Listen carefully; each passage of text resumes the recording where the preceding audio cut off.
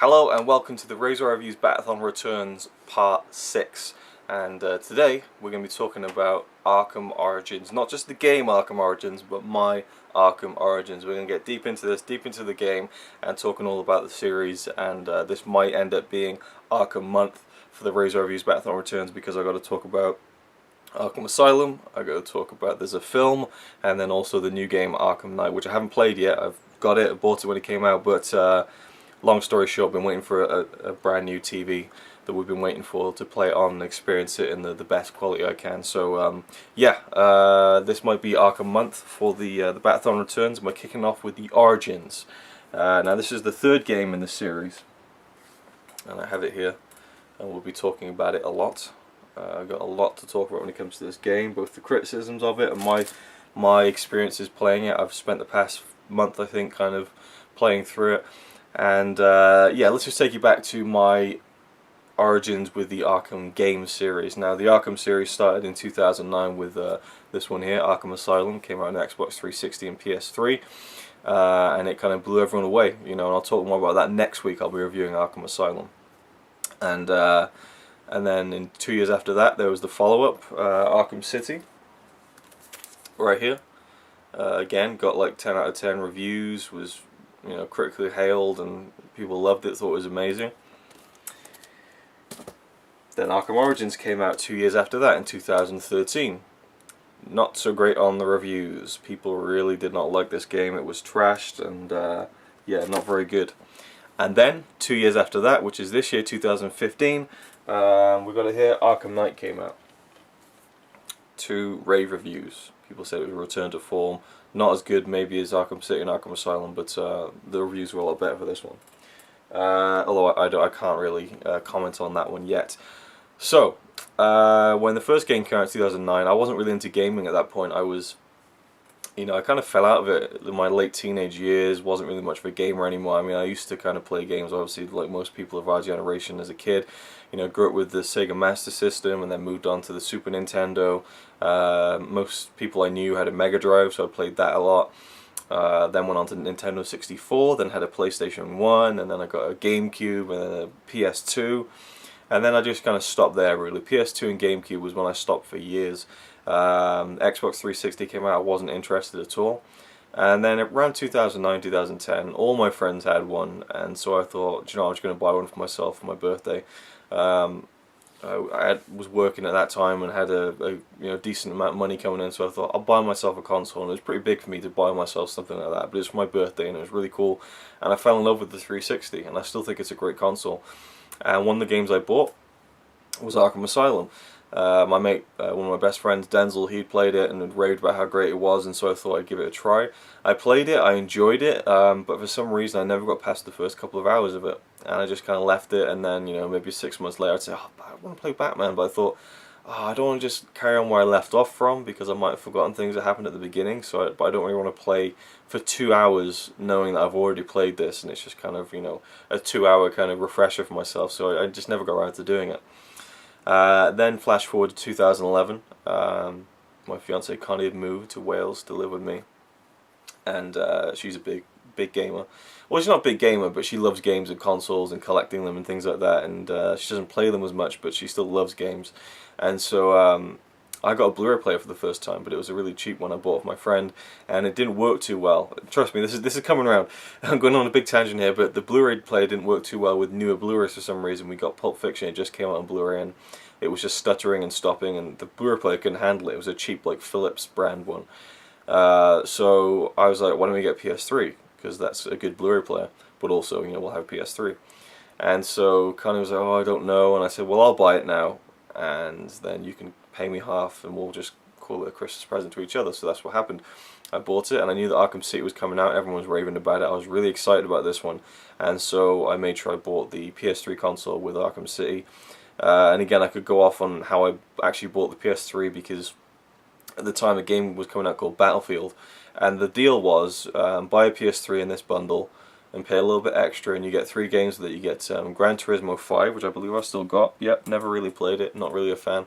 Gran Turismo 5, Little Big Planet 2, and a choice of 3 other games. It was Batman Arkham City, Battlefield, and then something else. So I went to the counter, I said I'd like this bundle with Little Big Planet 2, Gran Turismo 5 and Batman Arkham City. And the guy was like, right, and he looked really confused. I'll just go into the story right now because he was like, right, so that's PS3, yep. So Little Big Planet 2, yep. Gran Turismo 5, yep. And Battlefield. No, Batman Arkham City. What? I was like, Batman Arkham City is the third game I'd like, and he's like, oh. See, I'm afraid that's not actually part of the deal. If you read the notice properly, it's not actually in the bundle for this one. So shall I get you Battlefield? I was like, no, it is. There's a sign right down there, just literally on the wall there that says it. I've checked it, the fine print and everything. And he's like, he walks over, he goes and checks it. He's there for about 2 minutes, just kind of looking at the sign. And he comes back and he goes, yeah, I guess it is part of the deal. Okay. Goes into the back room, comes out, pulls out a box. He's like, right, PS3. Puts the game down, Little Big Planet 2, Gran Turismo 5. He goes around and there's this big stack of Battlefield, and he grabs one copy and he puts it down. He goes, okay, and Battlefield. That'll be. I was like, no, Batman Arkham City is what I've been asking you for. And he's like, he pulls Battlefield off the top of the pile. Goes into the back room, comes out, and he's like, right, Arkham City. I mean, really, how bad of a day do you have to be having to be that much of a colossal prick? I mean, oh my god. I mean, I don't know whether Battlefield wasn't selling too well. I'm sure I've told this story before, but it was at the time, so I'm sure there's many new viewers who haven't heard it before. There you go. That was my frustration buying the PS3 with Arkham City. Got home, started Arkham City, was absolutely hooked, fell in love with it. It was amazing, it blew me away, it became one of my favourite games of all time. I finished the main story, then I 100% of the game, got the perfect night achievement, and then I went on to challenge maps. I did all of the challenge maps, I downloaded like all the other characters like Nightwing and Robin and Catwoman, did the DLC with Catwoman, did all the challenge maps, and it was only with Robin that I didn't finish all the challenge maps. And actually, in the gear up to kind of getting back into Arkham games over the past couple of months, to play through Arkham Asylum, to review it for you next week on the Bat-a-thon Returns, I went back to Arkham City and I did all the challenge maps as Robin, and finally finished that. And the hardest one was the Joker's Carnival, where you have to like get 100,000 or 100 million points or something. That was tough, but I did it. And so now I can say I have like all like 852 medals on Arkham City in terms of the challenge maps, which is ridiculous. But it took over my life for a period, like for months. Every night I'd be playing those challenge maps, and it was frustrating. It made me want to kill myself, but I loved it at the same time, and it was rewarding. And I love that game so much. And I'm not really going to talk about it in this series because I've already reviewed it in the original RazorwireReviews Bat-a-thon. But still remains one of my favorite games. Absolutely love it. And yeah, it was great, kind of doing the completionist route on this, and there's still some stuff left to do. I need to get the Harley Quinn's Revenge DLC, but it's just too expensive right now for me to even consider it. You know, I'd need to pay only a couple of quid for it or something. I don't know if it'll even ever come down in price because DLC doesn't quite work like that, but there you go. So yeah, Arkham City was my first real Arkham game. Absolutely loved it. Went back to Arkham Asylum, and again the same thing. After a few hours I just switched off. I don't know what it was about the game, but suffice it to say that I was excited for the next game, Arkham Origins, which came out in 2013, and I have this version here. It is the 3D Metal Pack edition. I'll show you this in a minute. In fact, I don't know whether I'll show you the editions after I talk about the game. So if you want to see, because I've got the big box here, I've got the statue, I've got the books, everything. So yeah, Connie picked this up for me. She surprised me with it, and it was amazing. I mean, she's awesome, and it was so exciting. I started playing it, and it was the same thing over again. After a couple of hours, I just stopped playing, and to be honest with you, it was the reviews that really got to me, and that's a terrible thing to say. I wish that I hadn't been like that, because you should just judge things how you perceive them and how you enjoy them, not how other people do. And the reviews for Arkham Origins were terrible. It was slated. They said that it was just a rip-off, well, not rip-off, but just a rehash of Arkham City. And when I started playing, I realised that most of the area in Arkham Origins is the same area from Arkham City, only slightly different. And it felt lazy to me, and people were saying it was lazy, people were saying it was glitchy and buggy, and that their games were crashing, their saves were getting corrupt, and I was put off. And so I stopped playing, and every week I'd say I'll get back to it on the weekend, and it just never happened. And I felt really bad about it, but I'm glad now, because Arkham Knight was announced, and they were like, okay, it's going to be awesome. And I thought, right, I need to finish Arkham Origins first before I even touch Arkham Knight. I need to play Arkham Asylum, I need to finish that before I even go anywhere near Arkham Knight, and so that's what I did. Now, worth noting that Arkham Asylum, the first game, 2009, was released by Rocksteady. They're the studio that the developers that made it, and they did Arkham City as well. But for Arkham Origins, which is a prequel game, Rocksteady were not involved.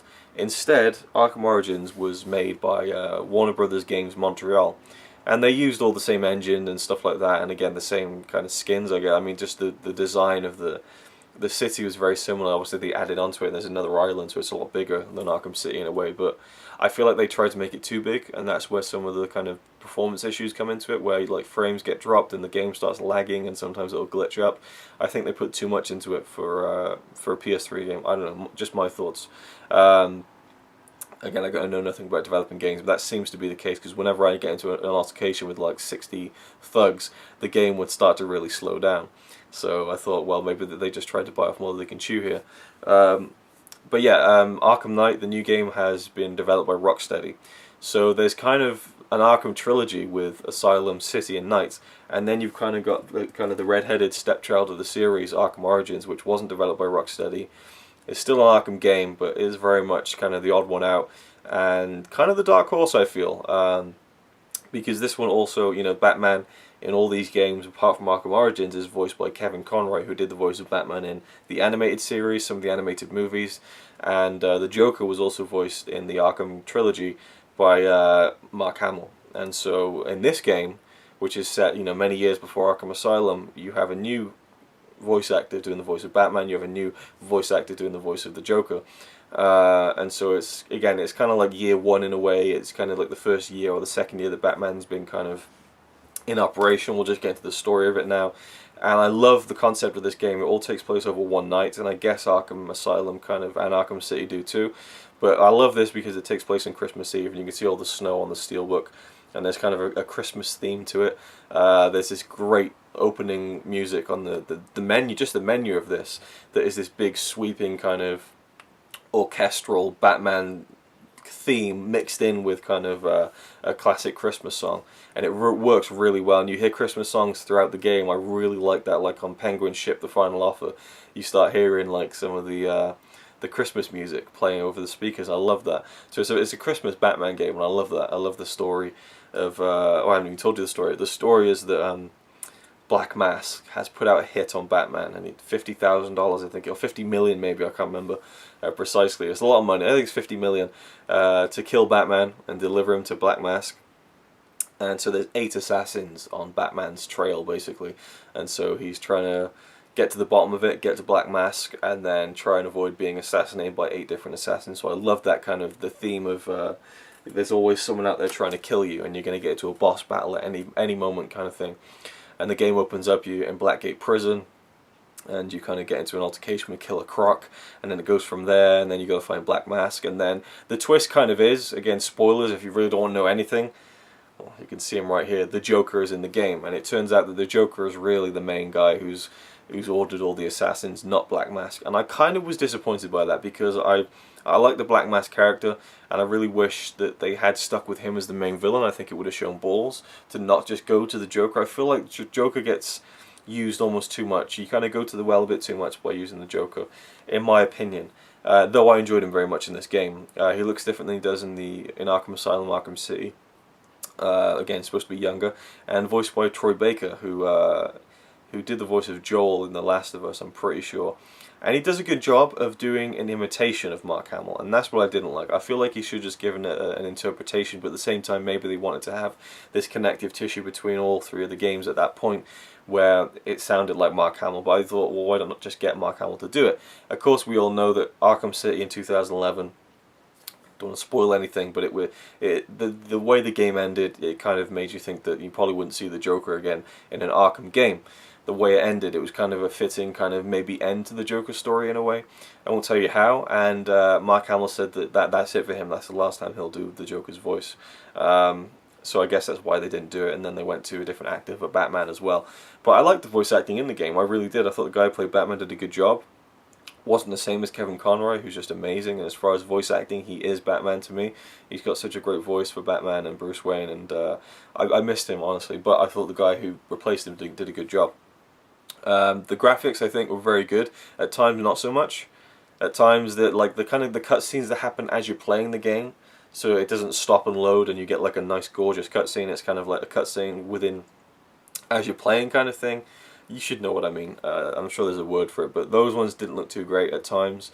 And again, loading, lagging and things like that sometimes happened. The game crashed on me a few times, but not many, to be honest, considering how long I played it. And I probably should go and see how many hours I've played it. I'll do that at the end of the video because I need to show you something before I finish this kind of talking segment. But yeah, the story I really liked, and where it went and where it took you, and the villains that you came across, and you get to go on Penguin's ship, the final offer, and I love that whole sequence. And then you go over and Bane gets involved. Bane is kind of one of the main villains of this, which I really liked actually, and you actually fight him more than once in the game, which is really cool. There's a couple of the 8 assassins who you don't really get a good fight with them, like the Electrocutioner. He's the first one you come across, and you just hit him once and it's done. It's really pathetic in a way. And then you encounter him later on, and it's not really much of a fight at all. But then you've got like Shiva, you've got Copperhead, Bane, of course. Deadshot gets involved, and with Deadshot you have to kind of go through like a side mission to kind of face him, really, and it was kind of cool. I enjoyed that. You kind of reconstruct these crime scenes, and that's something they added to the game. Again, Warner Brothers Games Montreal, I think their work is underappreciated, because the game is not as good as Arkham City or Arkham Asylum. The attention to detail is not there to the degree of Arkham Asylum and Arkham City, but there is an attention to detail. The thing is, Rocksteady go above and beyond. You can look around Arkham Asylum, Arkham City, you can find these little things they've put in there for people who look. I mean, there's a hidden room in Arkham Asylum that went unnoticed for years, that they put in there, and it had the plans for Arkham City. I mean, it's awesome. So I'll talk about that more next week, but they didn't go into detail as much as Rocksteady had done with the previous games, and so it feels like it's a lesser product, but it's still very, very good in my opinion. One of the things they added was you can kind of in all the games you have detective mode. You press L1 or whatever the equivalent is on the Xbox, and everything around you goes kind of like blue and kind of almost like X-ray vision, and you can kind of spot things you wouldn't see before, things you can interact with, doors, vantage points, things like that. You can also find traces of things, and this goes back to the original Arkham Asylum game, where you can analyze stuff and then find the trail of the person you're trying to find. And in Arkham Origins they take it even further, where you can reconstruct crime scenes with the Batcomputer inside Batman's cowl, and you can kind of like see like this kind of static person who got killed kind of get shot and fall over, and you can rewind the crime and then figure out where the bullet has gone, and it's really, really cool. I've played through the game a few times now, so it does get tedious once you've done it a couple of times, and you've got the experience out of it, you got the effect. You just want to kind of skip through it, but you can't. It gets a bit tiresome then. But as for the first playthrough, I really enjoyed the crime scene reconstructions, and there's like a whole set of side missions where you can do loads of them if you want. And again, not required. You can just play through the main story. So then you got Deadshot. Who else is there in the Assassins? I mean, I could just show you this now actually. This is one of the things that came with the big deluxe box set. And it is, I don't know whether I should show you the box first. Let's just show you the box first. I'll keep my head on where I am with the story of the game. There's the statue, we'll get into that later on as well. This is the box, Arkham Origins Collector's Edition. Huge box. I've showed this before in a video, I think. It includes the Deathstroke DLC pack, including 2 challenge maps and 2 skins. And, oh, I was going to say, it said it expires in 2013, but it actually says expires on the 31st of December 2023. I actually used that DLC like maybe like 3 days ago. And then there's one here. Where is it? Exclusive features, Nightfall pack, 5 challenge maps and 2 skins. Let's see if I can get this on in the camera. There you go. So it comes with like 2 big bonus DLC packs. There's the front, there's the side. On the back there, your enemies will define... Oof, I just hit myself in the head with the box, it's fine. Your enemies will define you, it says on the back there, and it shows you all the stuff that comes with it and all the specifications and things like that. And on the top you've got the great logo that's on the steelbook, or the metal pack. I love that. It's the Batman logo with Batman in the middle and all the villains filling up the logo. I think it's just incredible. I'm not sure if the artwork is different when you take the outer slip off. Let's have a look. Yep, we got different artwork on the inside. We got just the logo of the game there. On this side we have the Joker as he appears in the game. Really cool. And then on this side we have Batman. So really, really cool stuff. And yeah, one of the many things that comes with this big deluxe Uber set is the get that in place. Is this kind of this folder of documents basically, and it says warning, do not open until you've completed the story. And again, I've already spoiled it, but you know, the big spoiler is that Joker's in the game, even though you see him on the side of the box. I don't know. So yeah, I like this. It was exciting. It's like, ooh, don't open it until you finish the game. That's kind of cool. So you open it up here like this. Nice, it's nice quality material as well. And then on the inside, you pull out all of these.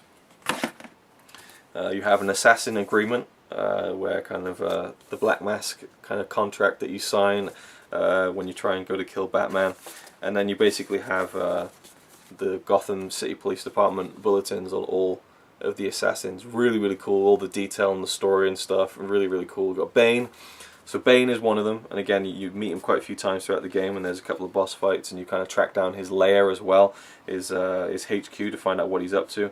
Oh, this is cool. I didn't even see this one before. That's cool. One night to kill the Bat. Payment for this hit is $50 million. Kind of like a poster that you'd see around the city kind of thing, to get people interested, I guess. Upon the eve of December 24th. Very, very cool. Trying to just get it off so I can look at that. Yeah, okay, we got Copperhead, as I said. You meet her in the game. There's a quite a cool sequence where you fight her, and you kind of, Batman gets poisoned and starts seeing things. It's kind of cool. These things are really not stuck together, but hard to pull away from each other.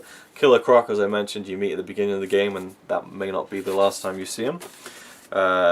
Floyd Lawton, aka Deadshot. Again, which you kind of can come across him in the side missions. Deathstroke, we will talk about him very soon. Very controversial part of the game, I think. Deathstroke, a very divisive part of the game. Then we had the Electrocutioner, who again was a bit of a joke in this. I wish we had at least a boss fight with him, even if it wasn't, you know, easy necessarily. And then one of the highlights of the game, this one, is Firefly. Yeah, Firefly's in the game, and he's one of the assassins who is going to try to take down Batman. And then finally we have one for Shiva.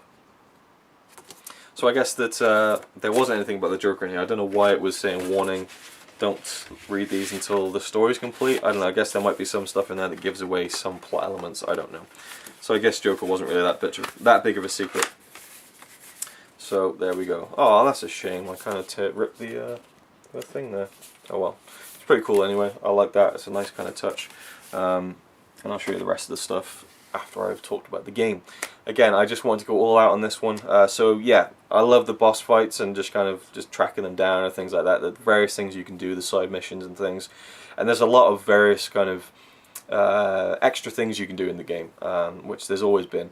In the Arkham Asylum and City games, you've always been able to find these Riddler trophies, which you can find by scanning things that are kind of are the answers to riddles that you've been given by the Riddler. You just find these actual physical Riddler trophies where you have to kind of do certain things like puzzle solving basically. And I loved the Riddler trophies, and they're back in this game, but because it's before the Riddler in a way, you get these Enigma data packs. Now this mysterious guy called Enigma has turned up, and he's got all of these data packs about all these people, and they're called extortion files, and so he's going to use all this data against the city, and Batman has to collect it. So you get these data packs instead of Riddler trophies, and you've got to collect them all, and they're all over the game, all out, you know, just out in the open. Whether it's puzzle solving, whether it's just hidden behind something, you can find them, you can get them, and it's just, I loved tracking them down. It gives so much replay value to me. Well, not that I would go back and collect them all again, but I wouldn't say replay, but just added value to the gameplay, I guess. Just going and finding all of them was a lot of fun. And there's loads of his handlers that you can find and beat up, and you can interrogate them, and they'll kind of give you the information on the map. So if you track down all 20 of the data handlers, beat them up and interrogate them, then you get marked on the map where every single data pack is, so it helps you out in that way, and you don't have to kind of go online to find out where a lot of them are, which I really liked actually. What I loved about interrogating people, because there's a lot of things that you can do in the game to interrogate people to find out information. You either, if you're like out in the open, you'll just grab them up by the scruff of the neck like that, and he'll be like, "Oh, I'm sorry," and then Batman will say like a few words. And if you want to skip that, you can just press circle, and he'll just punch them straight in, or forearm them straight in the face, and you can just forego any dialogue. And it's really funny to kind of just time it so it's like the bad guy's like, "I'm sorry, please don't," and then you can just take them out. It's really, really fun. I tend to listen to them, but then sometimes I'll just kind of just give them a sneaky quick one before they finish talking.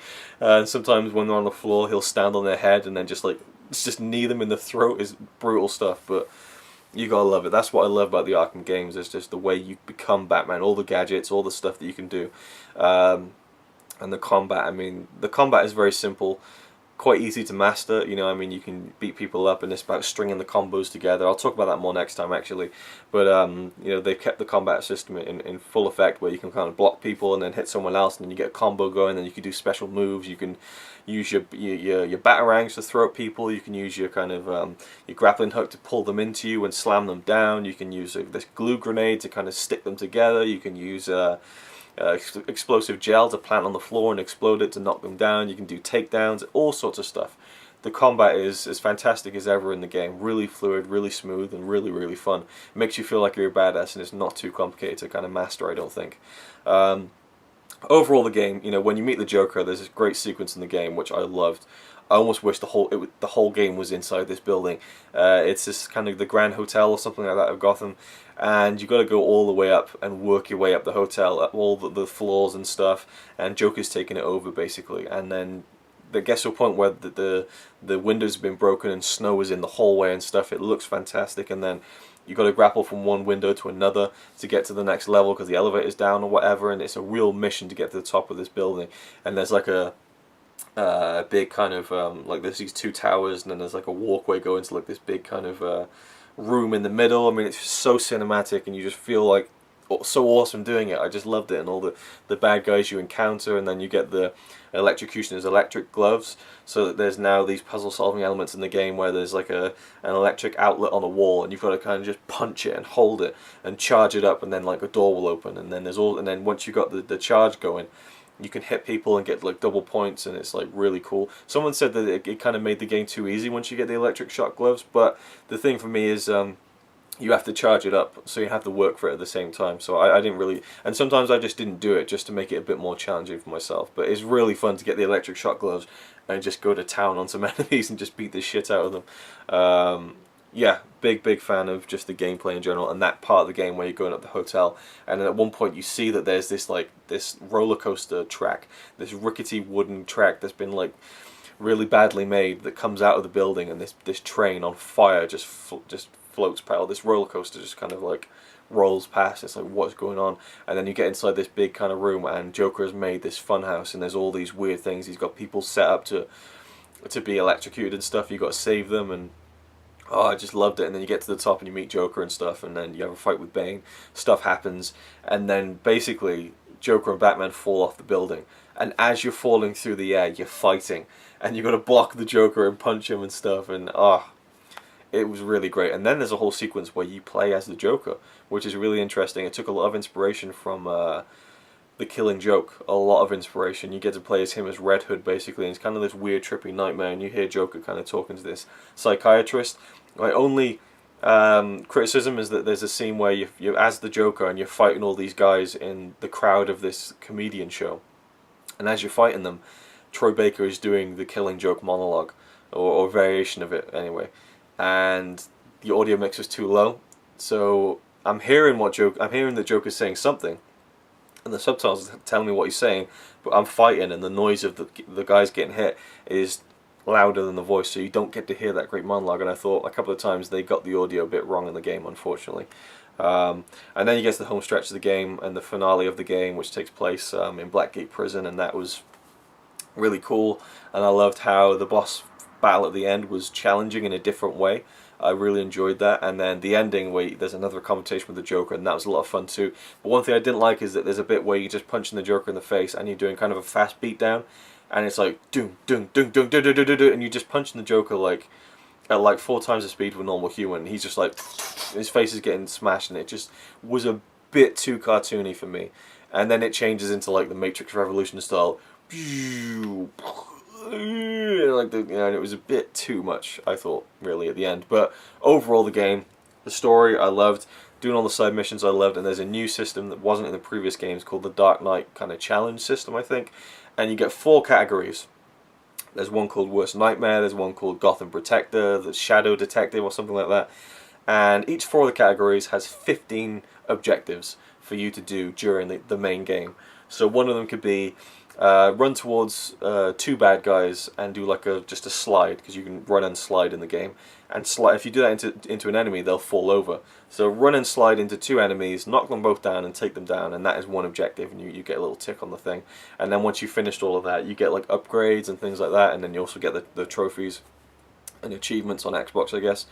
But the trick is, with all 4 categories, you have to do the 15 objectives in order. So that's what, 15? There's 60 objectives, and you have to do them all, not all of them in order, you just have to do them by category in order. So I did most of them pretty easily once I figured out you have to do them in order. So you can't just like do number 15 straight away, you have to do 1, then 2, then 3, then 4. But there was one that really stood out, and it was the Worst Nightmare one. Holy shit, the Worst Nightmare is all kind of predator stuff. Now in the game, there's beat 'em up aspects where you fight guys and stuff, and you just take down thugs and clear like a room of enemies. But there's also the predator rooms where you're kind of up in the rafters and you're like grapple hooking around onto vantage points and kind of sneaking and taking them down without being seen and using gadgets and stuff. And one of the gadgets I loved in the game, one of the new gadgets, was the remote claw, which you can shoot at an enemy, it'll hit him, and then the claw will come out of him, grab onto like a fire extinguisher, then pull the 2 together, boom, and then the fire extinguisher explodes. And that was so much fun. You can just do it to 2 enemies, you can make them pull together and get them to knock each other out. You can string an enemy up onto a vantage point instantly. I mean, the possibilities are endless, and it's so much fun to use that remote claw. I love that one. So yeah, where was it? The Worst Nightmare. I mean, the thing is, with the main game, you only get so many opportunities to be in Predator rooms, and you can only do the Worst Nightmare category Dark Knight challenges inside a Predator room that's in the main game. You can't go to the challenge mode in the main menu and do them in the maps there. So that was really, really difficult, because I only realised this halfway through my second playthrough of the game. To get 100% in the game, you need to play through the game twice. You need to do the normal game and get all the side missions, all the things, all the collectibles. Well, you don't have to get all the collectibles, but all the side missions. And then you start New Game Plus, which is harder. In the game, when someone's about to hit you, there'll be a blue kind of like lightning symbol above their head to symbolize they're about to hit you, so you press triangle and you block them, you know. In New Game Plus you don't get that, so it's a lot harder, and there are a lot more enemies and tougher enemies earlier on. It's really quite hard actually. It took me a while to get through New Game Plus, and then you got to do all the side missions again, which I didn't realise, and I figured out you had to do that to get 100%. But the collectibles, like the Riddler trophies or the data packs, you can get across both games, so it kind of carries over, which is really handy. And then there's a third mode called I Am the Night, and I Am the Night mode is like super extreme, where basically you have to play through the whole game without dying once. If you die, you go back to the beginning of the game. It's hardcore. I tried to do it, I got halfway through, but no, I died, and it was over something really stupid as well, so I don't think I'll ever do that. But maybe one day I'll try and do it just to say that I have. But it doesn't count towards 100%, funnily enough. And 100% is a whole other thing, and I know I'm getting way into this now, but I feel like there's just so much more to talk about. But I was halfway through New Game Plus when I realised that the Predator Room challenges had to be done inside the main game, and I realised I didn't have enough. And there's only one room in which you can do, I think, Objective 6, which is to take down someone through a vent, take down someone from a vantage point, take down someone through something else, and take down someone with an explosive gel takedown, where you put this explosive gel onto a weak wall, and when someone goes near it, you detonate it and they get knocked down. There's only 2 Predator rooms in the entire game where there are weak walls that you can do this. So it was either do that in the middle of the game or do it at the very end of the game. And I did it wrong, and so there was no way to go back. And I thought, that's it, I can't do it, I can't 100% the game. And I was really pissed off at it, and it kept me up for nights, and I was really just pissed off about it. But then I went back, and I thought about it, I used my head, I figured out from the first playthrough of my game, where are each Predator rooms? Are there different opportunities to go to Predator rooms outside the main game? And there are. In the Black Mask side mission, you can get into a Predator room. In the Deadshot side mission, you go into a Predator room, and it's the one with the weak wall. But the trick is, if you've exploded both the weak walls in the bank earlier on in the game, and then you go to the Deadshot mission, they won't be there, so you can't do it. I had exploded one, so there was one weak wall left. So I had a chance in New Game Plus to hit this number 6 objective. It took me about an hour, and I finally did it. And it was amazing. It felt so good to do it. And then I went on and I did the rest of the challenges, and it was really hard to kind of get them all in all the different ones. And again, I'm doing all these challenges in New Game Plus, where the enemies in the Predator rooms are a lot tougher. They're armored enemies. They're enemies who can use thermal vision and stuff. So it was really tough. But I couldn't get it all done in New Game Plus. I had to start I Am the Night mode. So I was conscious of the fact that I could die at any moment and the whole thing would get reset.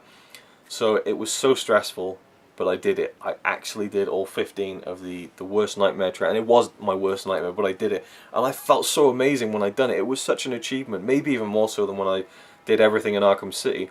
And that's when I came around to just kind of thinking, this game was worth it. This game was worth the struggle, worth the toll. It was worth getting frustrated about and losing sleep over. Well, not losing sleep, but kind of just stewing over it at night. And I did it, and I was so happy. And then I went and did all the challenge rooms, which is a separate mode in the game where you can just kind of do rooms where you beat up guys. You got to get a certain amount of points by doing combos. And then you could do the predator rooms where you kind of take them down. You have to get 3 medals, a medal for each certain takedown. Like take down 2 guys after using a remote claw on them to throw them against each other, or take down a guy by using a back claw to pull him off a walkway and kill him, or knock him out, I should say, because no one gets killed in the game. So I did all of those as well. Unlocked everything, did every side mission, and then I didn't have 100%. And I did everything, absolutely everything. I did all the side missions, all the side bits in both the normal game and in New Game Plus, and I was stuck on 99%. And this seems a good time to kind of turn the camera off because I'm on 1 minute of tape left, or 1 minute of memory left, so I'm going to take a breather and then come back to this. Alright, we're back, we're ready to go. So yeah, as I was saying, I didn't 100% the game. I unlocked all the concept art, I unlocked all the character trophies, all that kind of stuff, and I was looking it up and people were just saying that this game just glitches and it won't give you 100%. You know, it'll tell you have this, but then it won't give you 100%. You can do everything, but it won't give you 100%. And there's no definitive list anywhere, official or unofficial, that tells you how to get 100% in the game. I feel like I don't know, I feel like that's weak in a way, and it really, really pissed me off. I mean, I knew I'd done everything, but I just thought, I want it to say 100% on my save file. I've done that for Arkham City, I've done that for Arkham Asylum, I want to get the 100%. Couldn't happen, it just wouldn't, and so I was really, really down on the game again, and I went back to thinking, oh, what a fucking piece of shit, you know. And then I finally figured it out. And I don't even know if it's even the real reason, or maybe I just got lucky and it glitched out and gave me 100%. But there's a lot of DLC for the game, as I just showed you on the box. You know, it comes with DLC. I forgot about this. And some people were saying maybe the Deathstroke DLC counts toward 100%. And they're saying, well, that's ridiculous. How can a DLC count to the 100% of a game? That's really, you know, horrible for the game developers to do that, because you have to pay more to 100% the game. And I thought, well, it's the last thing I can try, you know. It says when you beat New Game Plus, that I Am the Night mode, you know, to play the whole game without dying, does not count towards 100%, it's just for the extreme challenge for the people who love the game. So I thought, well, I'm not going to play through I Am the Night, I don't think I can do it, for one. I mean, you can play around with I Am the Night, because if you're about to die, you just press start and press restart from the last checkpoint. So, you know, there is a way to get around it without playing it non-stop, without, you know, even getting into any threat, but I just didn't think I could do it. So, I thought I'll just download this Deathstroke DLC, which is where you can play as Deathstroke in all the challenge maps, which, you know, gives more replay value to the game, but you also get bonus challenge maps, challenge rooms that you can play in as Deathstroke. So I went to download it, and it was like £5 or something. I thought, I'll just buy it. So I put in my card details, I pressed buy, and it said there's been a problem with your payment. I was like, oh. So I tried it again, put in all my card details. Just before I was about to press pay, I thought, I'll just leave it for now. I'll just get it another time, you know. And then I thought, hang on a minute. I went to the steelbook, I opened it up, and lo and behold, right inside the steelbook was the DLC for the Deathstroke challenge map. I almost paid money for something that was sitting inside the case. I mean, how lucky is that? that my card details were refused. You also get the first appearance Batman skin, so once you complete the main game, you can play through the game as Batman from Detective Comics number 27. And then also the Nightfall pack, which has 5 new challenge rooms. You get, I think, 3 combat ones and 2 Predator ones. And one of the Predator rooms in the Nightfall challenge pack is an exact rip-off of the Gotham City Police Department in Arkham City. It's the exact same Predator room, which I've done many times before in Arkham City, and I'm very familiar with the room and the layout, and I thought this is just the Gotham City Police Department. They've just called it Blackgate Prison and put some fire around. That was kind of lazy, I thought, but kind of funny at the same time. I just thought, of course, why wouldn't they just create a new room? They just, you know, rinse one from the old game. I don't know. And, you know, they call it the Nightfall pack, like it's a big thing, like it's about the whole Nightfall arc in the comics, but really it's just a few challenge rooms, and there's a little description before each one that kind of vaguely goes along with the story. So not as big as, it doesn't live up to the hype quite as much as it might sound, like the Nightfall pack, you know. But that's just my thoughts. So I downloaded the DLC, the Deathstroke DLC. I did all his challenge maps and challenge rooms as Deathstroke and completed them, and I was on 99%. So I did them all as Batman as well, and I thought, well, no notifications come up, no trophies come up, so I haven't done it. I exited the game, and there it was, black and white, 100%. I looked on the statistics, and it was exactly the same as it was before, so I don't know what happened. I don't know if the Deathstroke really is the key to unlocking 100%, I don't know.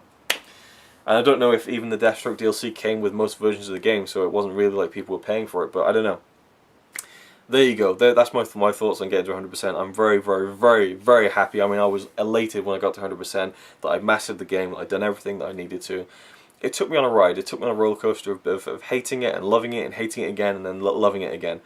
Is it a perfect game? Not at all. Does it have the attention to detail of the other games? Not at all. And again, the lagging, the glitching shouldn't happen. You shouldn't have a game that is as broken as it is at times. But overall, I didn't encounter that many problems, but I know other people have encountered more, so it's always a bit of a crapshoot whether you're going to have a good experience with it or not.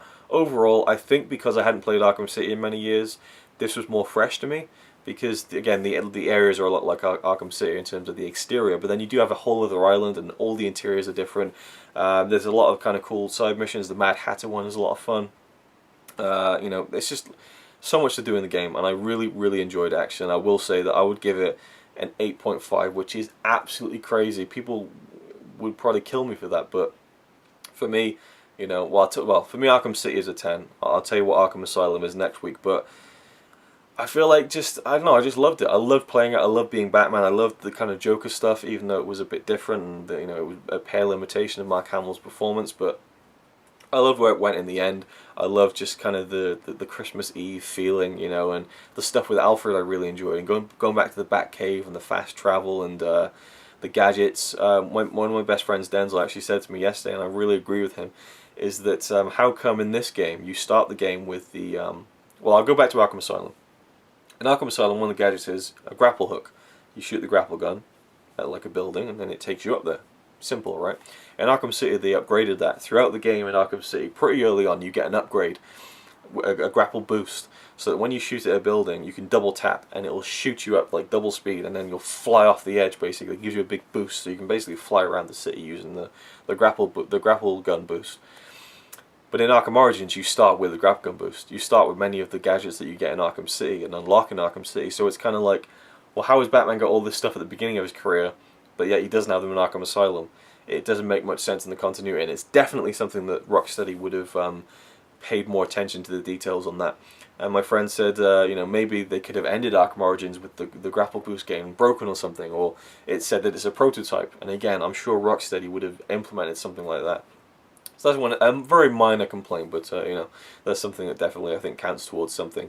And while there is lagging and stuff, overall I really did love it, and I love the journey it took me towards 100% completion. So for me, Arkham Origins gets an 8.5. Big fan of it. You know, more than probably most, but it definitely doesn't come anywhere near the almost perfection that you get with Arkham Asylum and Arkham City.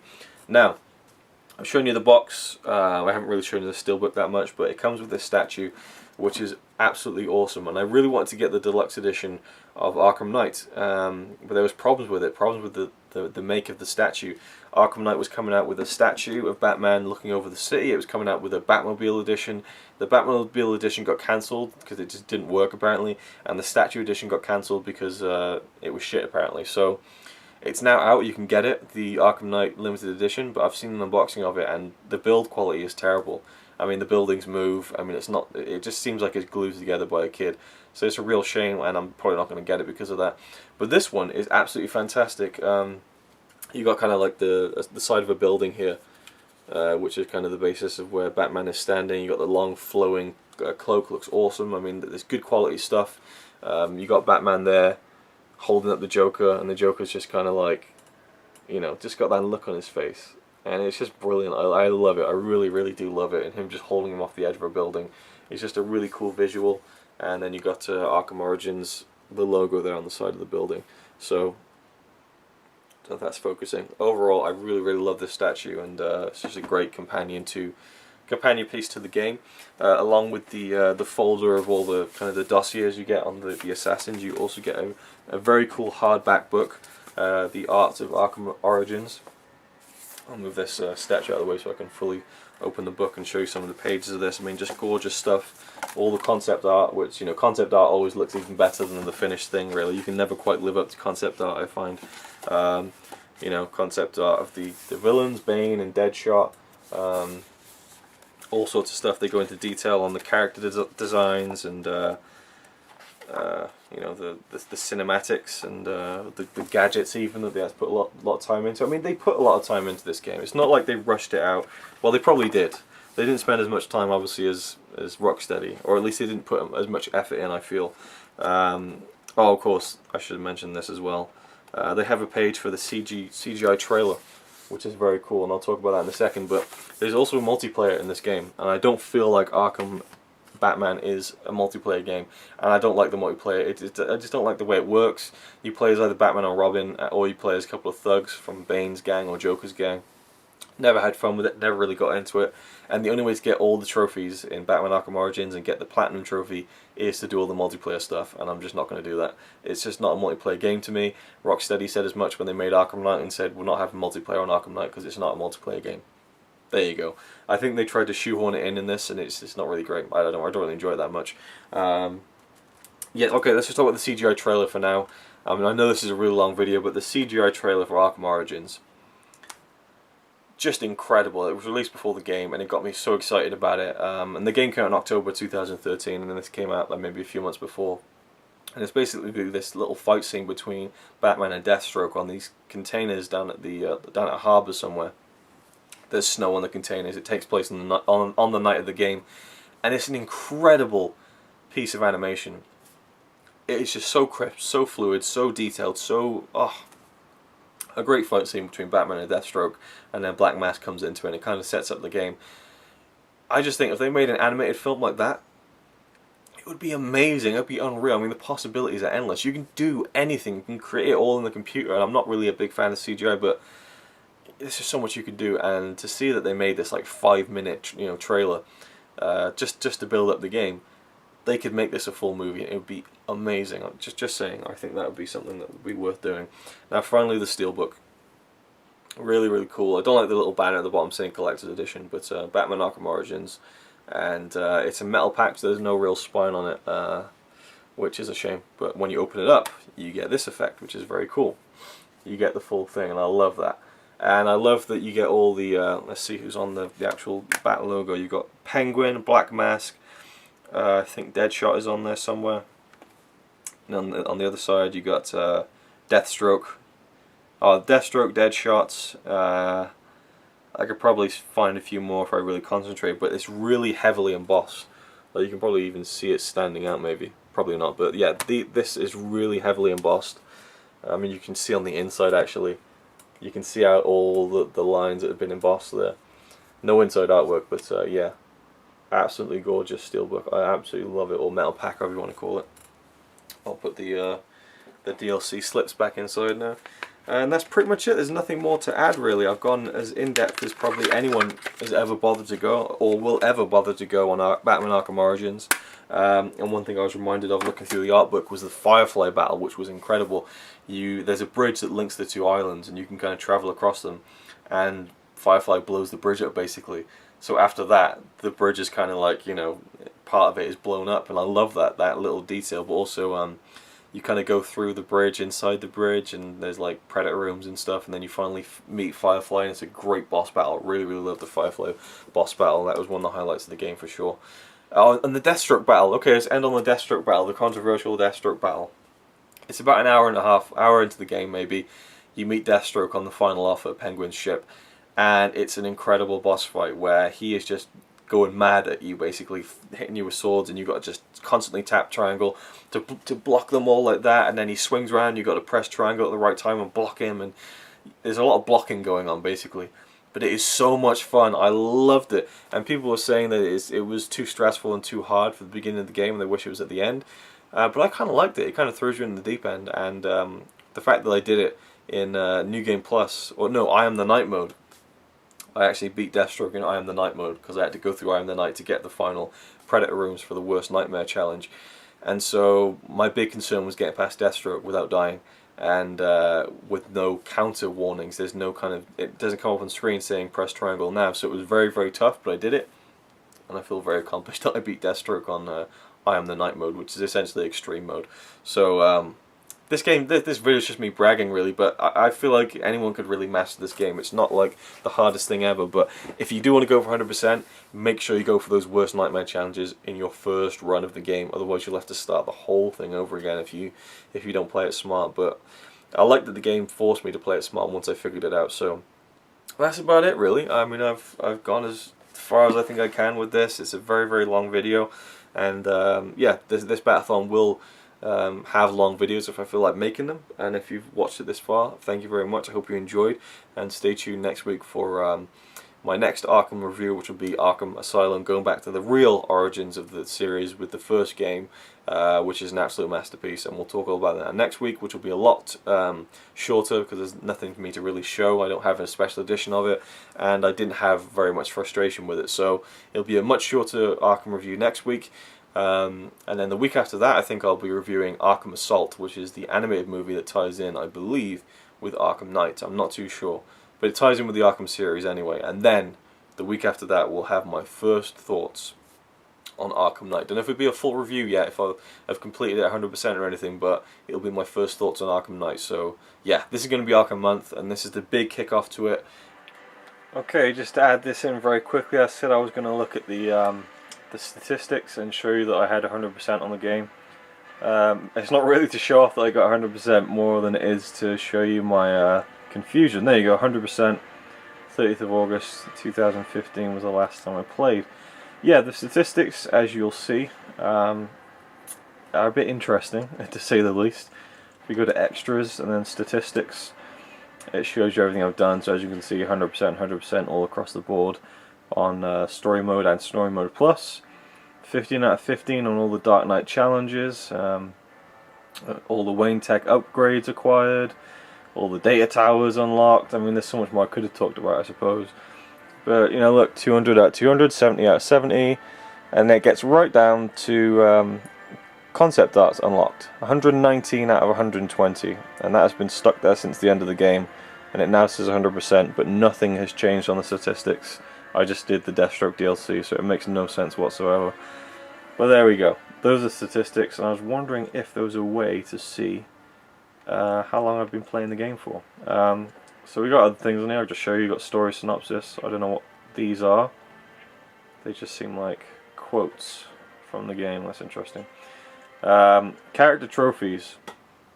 You get these in all the Arkham games. Let's go to just Deadshot, for example. You can see there. Just you can control the camera and zoom in and stuff, and take a look at the character model. It's pretty cool. You got the backdrop of Gotham. I like that. It's pretty fun. So you can unlock all of those along the way just by playing through the game, progressing. Then you've got concept art, and some of this is just stuff like this, like you'll see in the book. But some of this is incredible. Well, that one not so much. But there was some of it I just thought was gorgeous stuff, you know. It's really, really great concept art. And then you've got the awesome music playing in the background as well, so yeah, all sorts of stuff. Okay, so we're in the save data of the PS3. This tells you how many hours you've logged in the game. And I can actually correct myself. This is my original Arkham Origins save. 5 hours and 8 minutes. So I actually put quite a decent amount of time into it when I first played it in 2013. But it says 2015 there because I loaded it by mistake. But I guess I gave it quite a good shot. It wasn't just a couple of hours, but yeah, it just didn't grab me for some reason. And now we go to my save from now. 42 hours and 22 minutes. Unbelievable. 100% normal. I guess there is a hard mode. I didn't do that, but 42 hours. That's almost 2 days of straight gameplay. Unbelievable. And that's over like the past 3 or 4 weeks. Unfortunately, my Arkham City one doesn't have the hours on there. If it did, I'm sure it would be embarrassing, like at least 100 hours. Because I know I've played this so much more than Arkham Origins. But there you go. That's the... oh, I say Riddler 430 out of 440. That's not cool. I'm going to have to look into that. Anyway, there we go. That's it. I've waffled on enough, but just wanted to show you that the stats and stuff. And now we'll carry on with the video. Or if I put this at the end, I'll put this at the end. Whatever. There we go. Hope you enjoyed. Thank you for watching. I'll see you next week with Arkham Asylum. Same bat time, same bat channel.